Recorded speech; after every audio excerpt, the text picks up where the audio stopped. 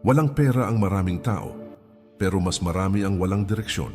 Ang yaman ay hindi nagsisimula sa bulsa, kundi sa disiplina. May mga tahimik na batas ang buhay na sinusunod ng mga tunay na umaangat. Kapag hindi mo ito nalaman, mananatiling pare-pareho ang resulta kahit gaano ka magsikap. Sa mundo ng Stoic philosophy, hindi inuuna ang swerte kundi kontrol. Hindi inuuna ang reklamo kundi responsibilidad. Ang kahirapan ay hindi palaging kakulangan ng pera kundi kakulangan ng prinsipyo. Dito nagsisimula ang lihim na hindi tinuturo sa karamihan. Kaibigan at kapatid, muli inaanyayahan kita na mag-subscribe sa ating channel para lagi kang updated sa mga bagong videos na aking gagawin at pakishare na din ito sa iyong mga kaibigan at tayo nang baguhin ang pananaw natin sa buhay. Ang kaalaman ay mas lumalakas kapag ito ay naibabahagi. Ang disiplina ay mas tumitibay kapag may komunidad. Ang pag-unlad ay mas mabilis kapag may kasabay kang natututo. Sabi ni Epictetus, hindi ang kakulangan ng pera ang sumisira sa tao, kundi ang kawalan ng pagpipigil sa sarili. Ang mga Stoic ay hindi naghihintay ng tamang panahon. Sila ay naghahanda ng tamang pagkatao dahil kapag handa ang loob, susunod ang pagkakataon. Ang video na ito ay hindi pang mabilis ang aliw. Ito ay para sa mga handang baguhin ang ugat ng kanilang pag-iisip. Kung sawa ka na sa paikot-ikot na buhay, nasa tamang lugar ka, manatili ka hanggang dulo, at unti-unti mong mauunawaan kung paano nagsisimula ang tunay na pagyaman kahit mula sa wala. Sikreto number 1, ganap na kontrol sa sarili. Ang unang yaman na binubuo ng isang Stoic ay hindi pera kundi matatag na disiplina na hinuhubog araw-araw. Kapag wala kang kontrol sa sarili, kahit gaano kalaki ang kita, ay unti-unting mauubos ng hindi mo namamalayan. Ang taong marunong magpigil ay hindi alipin ng luho, emosyon at panandali ang kasiyahan. Dito nagsisimula ang tunay na pag-angat na hindi agad napapansin ngunit ramdam sa paglipas ng panahon. Ang disiplina ang pundasyon ng lahat ng uri ng yaman na tumatagal at nagbibigay ng kapayapaan. Ang kakulangan sa pera ay madalas pansamantala ngunit ang kakulangan sa kontrol ay nagiging paulit-ulit na problema. Maraming tao ang naghihintay ng tamang pagkakataon, ngunit hindi nila inihahanda ang kanilang pagkatao. Ang Stoic ay hindi umaasa sa biglaang swerte o mabilisang pagbabago. Pinipili niyang ayusin ang kanyang mga ugali, araw-araw kahit walang pumapalakpak. Sa ganitong paraan unti-unting nagbabago ang direksyon ng kanyang buong buhay. Kapag kontrolado mo ang oras mo, emosyon mo at mga desisyon mo, mas malinaw ang hinaharap na tinatahak mo. Hindi mo kailangan ng malaking puhunan para magsimula ng disiplina na may tunay na halaga. Kailangan mo lamang ng malinaw na hangganan sa sarili at tapang na sundin ito. Ang pagtanggi sa panandaliang aliw ay nagbubukas ng pintuan sa pangmatagalang kapayapaan. Ito ang tahimik na kapangyarihan ng mga taong unti-unting tunay na yumayaman. Ang Stoic ay hindi gumagastos para magmukhang mayaman sa paningin ng iba. Ginagamit niya ang pera bilang kasangkapan at hindi bilang sukatan ng kanyang pagkatao. Alam niya kung kailan titigil, kung kailan maghihintay at kung kailan kikilos. Ang ganitong pag-uugali ay bihira sa modernong mundo, ngunit napakalakas ang epekto. Dito nagsisimulang maipon ang hindi lamang pera, kundi malalim na respeto sa sarili. Ang kontrol sa sarili ay parang ugat ng isang puno na patuloy na lumalalim sa katahimikan. Hindi ito agad nakikita, ngunit dito nagmumula ang tibay laban sa mga pagsubok. Kapag malalim ang ugat, hindi basta natitinag ng bagyo ng problema at tukso. Ganito rin ang buhay ng taong disiplinado at may malinaw na direksyon. Kahit magsimula sa wala, may matibay siyang landas patungo sa pagyaman. Sikreto number 2, tahimik na pamumuhay na mas mababa sa kakayahan. Ang taong tunay na gustong yumaman ay hindi inuuna ang pagpapakita, kundi ang pagpapatibay ng matibay na pundasyon. Ang pamumuhay na simple ay hindi kailanman kahinaan, kundi isang malinaw at sinadyang estratehiya. Kapag mas mababa ang gastos kaysa sa kakayahan, nagkakaroon ng espasyo para sa paglago at paghinga. Ang tahimik na pamumuhay ay naglalayo sa iyo mula sa walang katapusang presyur ng paghahambing. Dito nagsisimulang luminaw ang isip at tumibay ang direksyon ng mga desisyon. Maraming tao ang nalulubog hindi dahil kulang ang kanilang kita, kundi dahil sobra ang kanilang estilo ng pamumuhay. Ang Stoic ay marunong pumili kung alin ang tunay na kailangan at alin ang kayang isantabi. Hindi siya basta nadadala ng uso, papuri o opinyon ng ibang tao. Mas pinahahalagahan niya ang pangmatagalang katatagan kaysa pansamantalang pagtingin ng iba. Sa ganitong ugali, unti-unting nawawala ang ingay at nadaragdagan ng kontrol. Kapag simple ang pamumuhay, mas nagiging malinaw at matino ang mga desisyong pinansyal. Hindi ka napipilitang humabol sa mga bagay na hindi naman nagbibigay ng tunay na halaga sa buhay. Ang pera ay nagiging kasangkapan na iyong ginagamit at hindi tanikalang kumokontrol sa iyo. Mas nagkakaroon ka ng lakas ng loob para mag-ipon at maghanda para sa hinaharap. Ang ganitong katahimikan ay bihirang matagpuan sa mundong puno ng inggit at pagmamadali. Ang Stoic ay hindi natatakot mamuhay ng mas mababa kaysa sa kanyang kakayahan. Alam niyang ang pagitan ng kita at gastos ang tunay na pinanggagalingan ng yaman. Habang ang iba ay abala sa pagpapakita ng tagumpay, siya ay tahimik na abala sa pagbuo nito. Habang ang iba ay pagod sa walang tigil na paghahabol, siya ay kalmado sa matiyagang paghihintay. Ito ang lakas ng taong hindi kailanman naging alipin ng imahe. Ang tahimik na pamumuhay ay parang paglalakad ng magaan ngunit tuloy-tuloy ang direksyon. Hindi ito mabilis sa simula, ngunit nagiging matibay at matatag sa paglipas ng panahon. Kapag hindi ka nabibigatan sa gastos, mas tumitibay ang loob at pasensya mo. Mas nagiging handa ka sa mga hindi inaasahang pagsubok at pagbabago. Kahit maliit ang simula, mas malaki ang tsansang tumagal at lumalim ang pagyaman. Sikreto number 3, paglalaan ng oras sa paghubog ng isip. Ang yaman na tumatagal ay nagsisimula sa isip na disiplinado at hindi madaling matinag. Ang Stoic ay inuuna ang paglinang ng pag-unawa bago ang paghabol sa kita. Kapag malinaw ang pag-iisip, mas kaunti ang maling desisyon na nagdudulot ng pagsisisi. Ang oras na ginugugol sa pag-aaral ay tahimik na puhunan na hindi ninanakaw ng panahon. Dito nagsisimula ang lakas na hindi agad nakikita, ngunit palaging ramdam. Maraming tao ang abala sa pagkita ng pera, ngunit pabaya sa paghasa ng isip. Ang Stoic ay kabaligtaran ng karamihan dahil inuuna niya ang kaalaman at karunungan. Hindi siya kontento sa mababaw na impormasyon at paulit-ulit na opinyon. Pinipili niyang palalimin ang pag-unawa sa sarili at sa mundo. Sa ganitong paraan nagiging mas matatag ang bawat hakbang na kanyang tinatahak. Kapag sanay ang isip sa pag-iisip ng malalim, mas mahirap itong malinlang. Hindi ka basta naaakit ng pangakong mabilis na resulta. Mas nagiging mapanuri ka sa mga pagkakataong dumarating. Ang kaalaman ay nagiging panangga laban sa padalos-dalos na desisyon. Ito ang dahilan kung bakit bihirang bumagsak ang taong may malinaw na pag-iisip. Ang Stoic ay gumagamit ng oras bilang kasangkapan at hindi bilang aliwan lamang. Alam niyang bawat oras na nasasayang ay hindi na maibabalik kailanman. Kaya pinipili niyang maglaan ng panahon sa mga bagay na nagpapalawak ng pananaw. Habang ang iba ay abala sa ingay, siya ay tahimik na nag-iipon ng karunungan. Ito ang uri ng kayamanan na walang nakakakita, ngunit lahat ay nakikinabang. Ang paghubog ng isip ay parang pagtatanim ng binhi sa ilalim ng lupa. Hindi agad ito namumunga, ngunit patuloy itong lumalalim at lumalakas.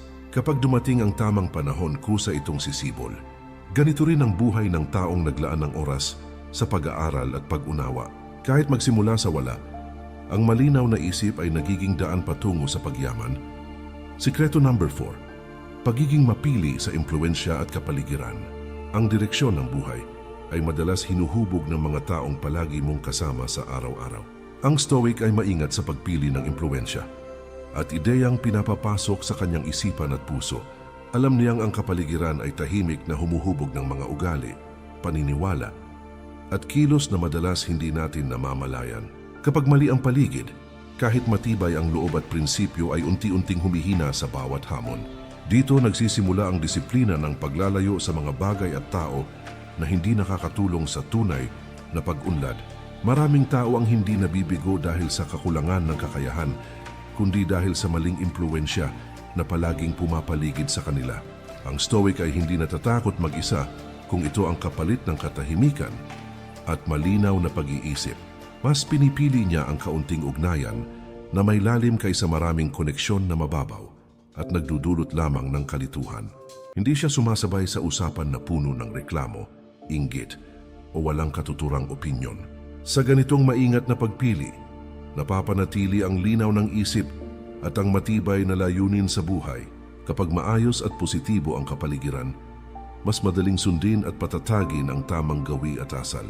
Hindi ka napipilitang ipaliwanag o ipagtanggol ang mga desisyong may prinsipyo at integridad. Mas nagiging natural ang disiplina at pagpipigil sa sarili na mahalaga sa pangmatagalang pagyaman. Ang paligid ay nagiging kakampi sa halip na hadlang sa pag-unlad at tagumpay. Ito ang tahimik ngunit napakalakas na kapangyarihan ng tamang impluwensya sa buhay. Ang Stoic ay sadyang nililimitahan ng ingay at impormasyon na pumapasok sa kanyang mundo. Alam niyang hindi lahat ng opinyon at ideya ay karapat-dapat pakinggan o sundan. Pinipili niyang makinig at sundan ang mga boses na may karanasan, lalim at kaalaman. Habang ang iba ay nalulunod sa ingay, siya ay nananatiling kalmado, malinaw ang isip at nakatuon sa layunin. Ang ganitong katahimikan ay nagbibigay ng matibay na direksyon at kumpiyansa sa bawat hakbang. Ang pagiging mapili sa impluensya at kapaligiran ay parang paglalagay ng matibay na bakod sa isipan at puso. Hindi ito para magtayo ng pader, kundi para protektahan ang sarili mula sa mga nakakasira at nakakaabala. Kapag ligtas at malinaw ang isipan, mas malaya kang mag-isip, gumawa ng tamang desisyon at kumilos ng may prinsipyo. Mas nagiging matatag ka laban sa tukso, pagkakamali, at panghihila pababa ng negatibong impluensiya kahit magsimula sa wala. Ang tamang kapaligiran at mapili na impluensiya ay nagtutulak patungo sa tunay na pagyaman. Sikreto number 5, pagtitipid at maingat na pamamahala ng pera. Ang Stoic ay hindi basta gumagastos ayon sa kagustuhan kundi ayon sa pangangailangan at layunin. Ang bawat sentimong hindi nasasayang ay tahimik na bumubuo ng pundasyon para sa kinabukasan. Kapag hindi mo natutunan ang maingat na pamamahala ng pera, kahit gaano kalaki ang kita, ay madaling mawala. Ang pagtitipid ay hindi sakripisyo, kundi kasanayang humuhubog ng katatagan at disiplina. Dito nagsisimula ang kapangyarihang magdesisyon nang hindi alipin ng sitwasyon o tukso. Maraming tao ang nalulunod sa gastusin dahil sa panandaliang aliw at pagkagusto sa luho. Ang Stoic ay marunong huminto bago lumampas ang kakayahan. Hindi siya nagpapadala sa uso o sa presyur ng lipunan. Mas pinipili niyang ilaan ang pera sa bagay na tunay na magpapalago at magpapatibay sa kanyang buhay. Sa ganitong paraan, unti-unting lumalakas ang pundasyon ng yaman na hindi nakikita ng iba. Kapag natutunan mong i-prioritize ang pangmatagalang benepisyo kaysa pansamantalang kasiyahan, mas malinaw ang landas. Hindi ka basta naakit ng mabilisang kita o tukso ng luho. Ang bawat desisyong pinansyal ay nagiging hakbang patungo sa kalayaan at seguridad. Mas nagkakaroon ka ng kontrol sa buhay mo kaysa sa kontrolin ng sitwasyon at luho. Ito ang tahimik na kapangyarihan ng maingat na pamamahala ng yaman. Ang Stoic ay gumagamit ng pera bilang kasangkapan at hindi bilang sukatan ng tagumpay o pagkatao. Alam niyang ang yaman ay hindi lamang nakabase sa dami kundi sa paraan ng paggamit. Habang ang iba ay abala sa pagpapakita at paghahabol, siya ay abala sa pagtitipid at maingat na pagpaplano. Ang disiplina sa pera ay nagiging pundasyon ng mas malalim na kalayaan at kapanatagan. Ito ang uri ng yaman na hindi madaling mawala at tumitibay sa paglipas ng panahon.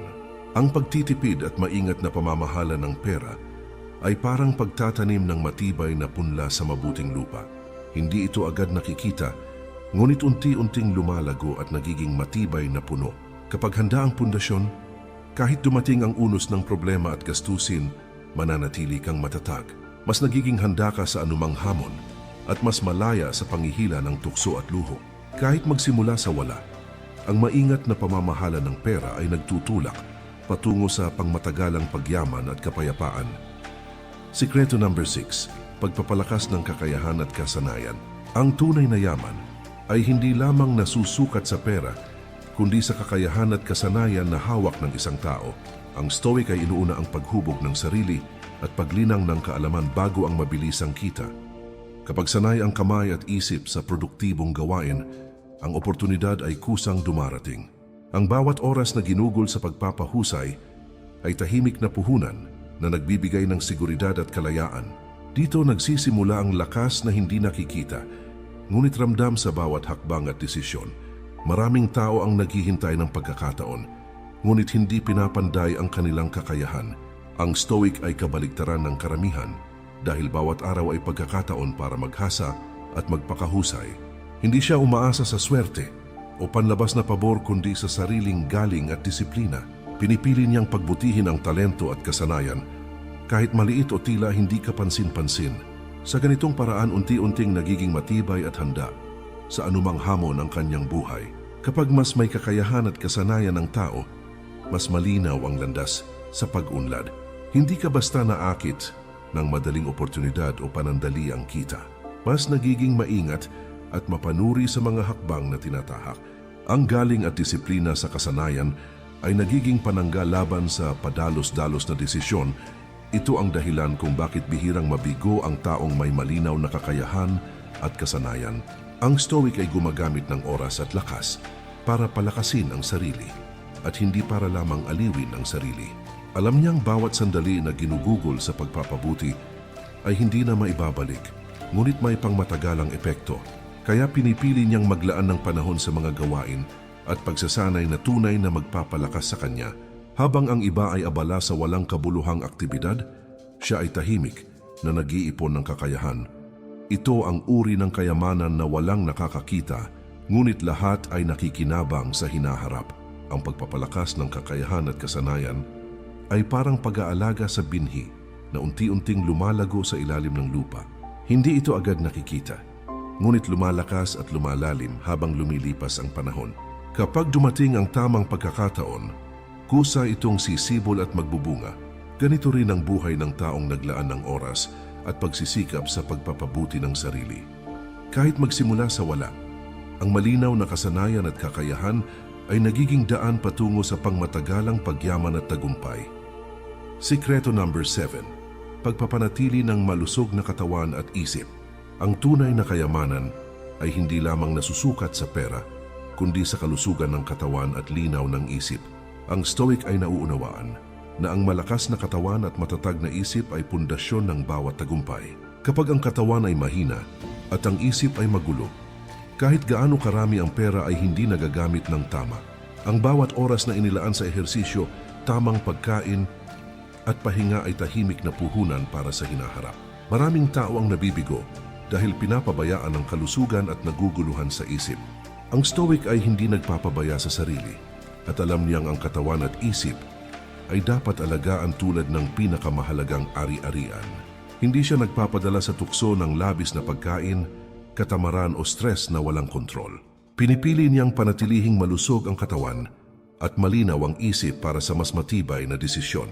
Kapag malusog ang katawan, mas madali ang paggawa ng tamang hakbang at pagpapatupad ng plano. Hindi ka basta napapagod sa mga gawaing nagdudulot ng pag-unlad, mas nagiging disiplinado at matatag sa harap ng pagsubok at tukso. Ang kalusugan at linaw ng isip ay nagiging panangga laban sa padalos-dalos na desisyon. Ang Stoic ay gumagamit ng oras at lakas hindi lamang sa paggawa kundi sa pangangalaga sa sarili. Alam niyang bawat sandali na ginugugol sa kalusugan at mental na kalinawan ay may pangmatagalang epekto. Kaya pinipili niyang alagaan ng katawan at isip, kahit na ito ay tahimik at hindi napapansin ng iba. Habang ang iba ay abala sa walang kabuluhang aktibidad o bisyo, siya ay tahimik na nagpapalakas at nag-iipon ng enerhiya. Ang pagpapanatili ng malusog na katawan at malinaw na isip ay parang pag-aalaga sa ugat ng punong nagbibigay buhay. Hindi ito agad nakikita, ngunit unti-unting lumalakas habang lumilipas ang panahon. Kapag dumating ang tamang pagkakataon, kusa itong magbubunga at magbibigay ng lakas para sa tagumpay. Kahit magsimula sa wala, ang malusog na katawan at malinaw na isip ay nagiging daan patungo sa pangmatagalang pagyaman at tagumpay. Sikreto number 8. Pagpapahalaga sa oras at tamang prioridad. Ang oras ay isa sa pinakamahalagang yaman na hindi na maibabalik kapag nasayang at hindi pinahalagahan. Ang Stoic ay nauunawaan na bawat sandali ay pagkakataon na magbago, magpatibay at hubugin ang sarili sa tahimik na paraan. Kapag mali ang paggamit ng oras, kahit gaano karami ang pera at kakayahan, ay unti-unting nagiging walang saysay at hindi nakikinabang. Ang tamang prioridad ay naglilinaw ng landas, nagbibigay direksyon at tumutulong sa pagbuo ng pundasyon para sa pangmatagalang tagumpay. Maraming tao ang abala sa walang katapusang gawain, ngunit hindi nakatuon sa tamang prioridad at tunay na mahalaga. Ang Stoic ay maingat sa kung saan inilalagay ang kanyang oras, enerhiya at atensyon dahil alam niyang limitado ito. Hindi siya nagpapadala sa distraksyon, padalos-dalos na aktibidad o tukso na pansamantala lamang at walang pangmatagalang kabuluhan. Pinipili niyang ituon ang pansin sa mga bagay na magpapalago sa kanya, magpapatibay sa kanyang karakter at maghahatid sa tunay na yaman. Kapag malinaw ang prioridad, mas nagiging maayos ang bawat desisyon at mas epektibo ang bawat aksyon na ginagawa. Hindi ka basta nadadala ng kagustuhan ng iba, panandali ang tukso o agos ng madla. Third, mas nagiging produktibo at makabuluhan ang bawat oras na inilaan mo. Kaya mas mabilis at matatag ang pag-usad sa buhay. Ito ang tahimik ngunit napakalakas na kapangyarihan ng maingat na pamamahala ng oras at malinaw na prioridad sa buhay. Ang Stoic ay hindi inaalipin ng dami ng gawain, abala o ingay sa paligid, kundi ginagabayan ng malinaw na layunin at prioridad sa bawat hakbang. Alam niyang bawat oras, bawat kilos at bawat desisyon ay dapat may kabuluhan at nagdadala sa kanya patungo sa tunay na pagyaman at katahimikan. Habang ang iba ay nalulunod sa ingay, kaguluhan at walang katapusang aktibidad, siya ay tahimik na nakatuon sa mga hakbang na magbubunga ng pangmatagalang tagumpay. Kahit magsimula sa wala, ang tamang paggamit ng oras at malinaw na prioridad ay nagtutulak sa kanya patungo sa matibay na yaman, kalayaan at kapayapaan ng isip. Sikreto number 9. Pag-iwas sa utang at pamumuhay ng ayon sa kakayahan. Ang tunay na yaman ay hindi nasusukat sa dami ng pera, kundi sa kakayahang mamuhay nang may kontrol at hindi alipin ng utang o kagustuhan ng iba. Ang Stoic ay nauunawaan na ang utang ay tahimik na tanikala na humihila pababa sa kalayaan, kapayapaan ng isip at malinaw na desisyon. Kapag ang gastos ay lampas sa kakayahan, kahit gaano karami ang kita, ay unti-unting nauubos sa interes, bayarin at pangangailangan na hindi mo pinili. Ang pamumuhay ayon sa kakayahan ay nagdudulot ng kalayaan, katahimikan at pundasyon para sa pangmatagalang pagyaman at kapayapaan. Maraming tao ang nalulunod sa utang dahil sa panandaliang aliw, labis na luho at kawalan ng disiplina sa paggastos. Ang Stoic ay hindi natatakot mamuhay ng simple, tahimik at maayos kung ito ay magbibigay ng kalayaan at matibay na pundasyon sa buhay. Pinipili niyang iwasan ang pagkakautang at mamuhay sa abot ng kanyang kakayahan, kahit pa mabagal ang pag-usad at tahimik ang pagyaman. Sa ganitong paraan, unti-unting nagiging matatag, kontrolado at handa sa anumang pagsubok ang kanyang buhay at yaman. Kapag natutunan mong mamuhay ayon sa kakayahan, mas malinaw ang landas, mas kontrolado ang bawat hakbang, at mas ligtas ang kinabukasan. Hindi ka basta naaakit ng mabilisang luho, tukso o presyur ng lipunan na magdudulot lamang ng pabigat sa buhay. Ang bawat desisyon sa paggastos ay nagiging hakbang patungo sa kalayaan, kapanatagan ng loob at matibay na pundasyon ng yaman. Ito ang tahimik, ngunit napakalakas na kapangyarihan ng disiplina at pamumuhay ng may kontrol sa sariling pera at gastusin. Ang Stoic ay ginagamit ang kanyang kakayahan sa pera bilang kasangkapan at hindi bilang sukatan ng tagumpay, respeto o status. Alam niyang ang yaman ay hindi nasusukat sa dami, kundi sa paraan ng paggamit at kakayahang mamuhay ng malaya at may dignidad. Habang ang iba ay abala sa pagpapakita, paghahabol sa utang at labis na gastusin, siya ay tahimik na nag-iipon, nagpapalakas at nagbubuo ng matibay na pundasyon. Ito ang uri ng kayamanang hindi agad nakikita, ngunit ramdam sa bawat hakbang at magbubunga sa hinaharap. Ang pamumuhay ayon sa kakayahan at pag-iwas sa utang ay parang pagtatanim ng matibay na punla sa maayos at matabang lupa. Hindi ito agad namumunga, ngunit unti-unting lumalago at lumalakas sa paglipas ng panahon. Kapag dumating ang tamang panahon at pagkakataon, kusa itong sisibol at magbubunga ng kalayaan at tagumpay. Kahit magsimula sa wala, ang pamumuhay ng ayon sa kakayahan at disiplina sa pera ay nagiging daan patungo sa pangmatagalang pagyaman at kapayapaan ng isip. Sikreto number 10. Pagkakaroon ng malinaw na layunin at matibay na pananaw sa buhay. Ang tunay na yaman ay hindi lamang nasusukat sa pera kundi sa malinaw na direksyon at layunin ng bawat hakbang. Ang Stoic ay nauunawaan na ang taong walang layunin ay madaling maligaw at maging alipin ng kapaligiran at pangyayari. Kapag malinaw ang layunin, bawat desisyon, aksyon at sakripisyo ay nagkakaroon ng saysay at direksyon. Ang matibay na pananaw sa buhay ay nagbibigay ng kalinawan, kapanatagan at pundasyon para sa pangmatagalang pagyaman. Maraming tao ang abala sa paghahabol ng pansamantalang aliw at pera, ngunit walang malinaw na dahilan kung bakit. Ang Stoic ay hindi sumusunod sa agos ng karamihan, kundi nagtatakda ng sariling landas na may layunin at prinsipyo. Pinipili niyang ituon ang pansin sa mga bagay na maghahatid sa kanya sa tunay na tagumpay at katahimikan ng isip. Sa ganitong paraan, unti-unting lumalakas ang loob, nagiging matatag at nagkakaroon ng kontrol sa sariling buhay. Kapag malinaw ang layunin, mas nagiging disiplinado at mapanuri ang bawat hakbang na tinatahak. Hindi ka basta nadadala ng tukso, uso o panandali ang kasiyahan. Mas nagiging malinaw ang pangmatagalang landas at mas madali ang pagtukoy ng tamang desisyon. Ito ang tahimik, ngunit napakalakas na kapangyarihan ng malinaw na layunin sa buhay. Ang Stoic ay hindi nag-aaksaya ng oras sa walang kabuluhang bagay dahil alam niyang bawat hakbang ay dapat may layunin. Ang kanyang desisyon at aksyon ay gabay ng matibay na pananaw at prinsipyo. Habang ang iba ay nalulunod sa ingay at kaguluhan, siya ay tahimik na nakatuon sa bawat hakbang patungo sa pangmatagalang pagyaman kahit magsimula sa wala. Ang malinaw na layunin at matibay na pananaw ay nagtutulak sa kanya patungo sa tunay na tagumpay at kapayapaan ng isip. Ang pagkakaroon ng malinaw na layunin at matibay na pananaw ay parang pagtatanim ng matibay na puno sa matabang lupa. Hindi ito agad nakikita, ngunit unti-unting lumalago at nagbibigay ng lilim, bunga at lakas habang lumilipas ang panahon. Kapag dumating ang tamang pagkakataon, kusa itong magbubunga at magbibigay ng direksyon at sigla sa buhay. Kahit magsimula sa wala, ang malinaw na layunin at matibay na pananaw ay nagiging daan patungo sa pangmatagalang pagyaman, tagumpay at kapanatagan ng isip.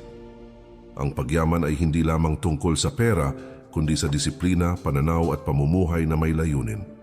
Ang bawat hakbang na ginawa mo kahit maliit ay pundasyon ng iyong kinabukasan at kalayaan. Ang Stoic ay nauunawaan na ang tunay na kayamanan ay nasa kakayahang mamuhay ng may kontrol, malinaw na layunin at katahimikan ng isip. Hindi sapat na magsimula, kailangan ding magpatuloy ng may disiplina at tiyaga sa bawat araw, sa bawat desisyon, sa bawat kilos at sa bawat pagpipigil sa tukso. Unti-unting bumubuo ang iyong yaman at karakter. Ang buhay ay parang ilog, patuloy ang agos at hindi mo ito mapipigilan. Ngunit ikaw ang pumipili kung saan itutok ang iyong enerhiya. Kapag ang isip, katawan at damdamin ay nakahanay sa tamang prinsipyo, nagiging matatag at handa ka sa anumang hamon. Ito ang tahimik na kapangyarihan ng Stoic na bihira sa karamihan, ngunit ramdam at nagbubunga sa buhay ng taong disiplinado. Kaibigan at kapatid, muli inaanyayahan kita na mag-subscribe sa ating channel para lagi kang updated sa mga bagong videos na aking gagawin at pakishare na din ito sa iyong mga kaibigan at tayo nang baguhin ang pananaw natin sa buhay. Huwag hayaan ang ingay ng mundo o tukso ng panandali ang kasiyahan na guluhin ang iyong landas. Patuloy na hubugin ang sarili, ipatupad ang disiplina at sundan ang tamang prinsipyo sa bawat hakbang. Sa ganitong paraan, kahit magsimula sa wala, unti-unting bubuo ang iyong yaman, katahimikan at tunay na tagumpay. Maraming salamat po, maligayang bagong taon sa ating lahat. Mag-ingat po tayo palagi. At kay Lord palagi ang papuri.